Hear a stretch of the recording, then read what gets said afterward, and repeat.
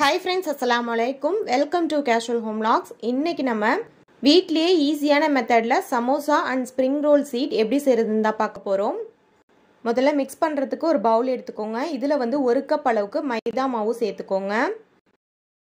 இப்போ இதுல ஒரு 1/2 டீஸ்பூன் அளவுக்கு தூள் உப்பு சேர்த்துக்கோங்க. இப்போ உப்பு சேர்த்ததுக்கு அப்புறமா இதுல வந்து 1 கப் அளவுக்கு நம்ம தண்ணி வந்து கொஞ்சம் கொஞ்சமா வந்து சேர்த்துக்க போறோம். ஃபர்ஸ்ட் வந்து நான் 1/2 கப் அளவுக்கு வந்து சேர்த்து பாத்துக்கறேன். இப்போ 1/2 கப் சேர்த்துட்டு நல்லா ஒரு வாட்டி வந்து mix பண்ணி விட்டுக்கோங்க.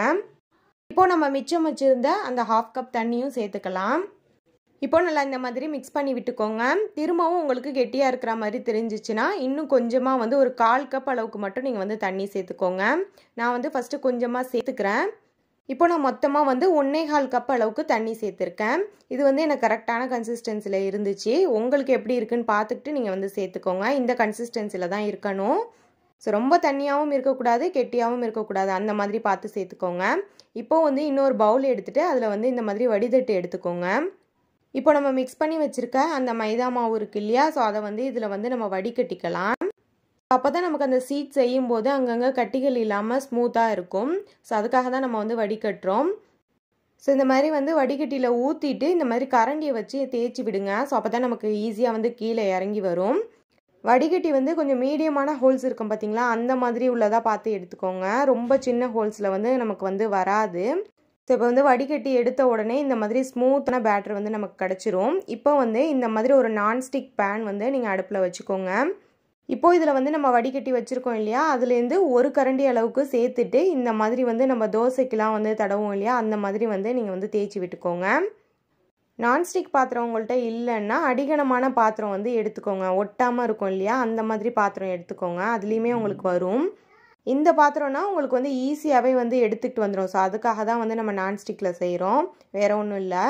இப்போ இந்த மாதிரி தோசை மாதிரி தேய்ச்சதுக்கு அப்புறமா எக்ஸஸா இருக்கிற அந்த மாவு வந்து இந்த மாதிரி திரும்பவுமே வந்து அந்த பேட்டர்ல வந்து ஊத்திக்கோங்க.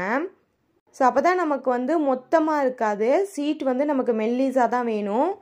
சோ அதுக்காக தான் நம்ம வந்து இந்த ஸ்டெப் செய்றோம். சோ பாருங்க, உங்களுக்கு பாக்கும்போதே தெரியும். நம்ம எக்ஸஸா இருக்கிற மாவு வந்து கீழ ஊத்துனதுக்கு அப்புறமா நல்லாவே வந்து மெல்லிசா கிடைக்கும்.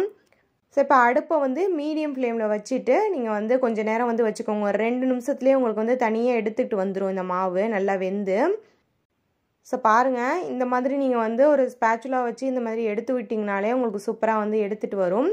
இன்னும் கொஞ்ச நேரம் இருந்தீங்கன்னா தானாவே எடுத்துட்டு வந்துரும். நம்ம அப்படியே கையாலேயே வந்து எடுத்துக்கலாம். பாருங்க எவ்வளோ வந்து சூப்பரா மெல்லிசா நமக்கு வந்து கிடைச்சிருக்குன்னு சொல்லிட்டு. சோ இது வந்து அப்படியே நம்ம கையாலேயே எடுத்து பிளேட்ல வச்சுக்கலாம். அவ்வளவுதான், ஈஸியாவே நம்ம வந்து எடுத்தாச்சு.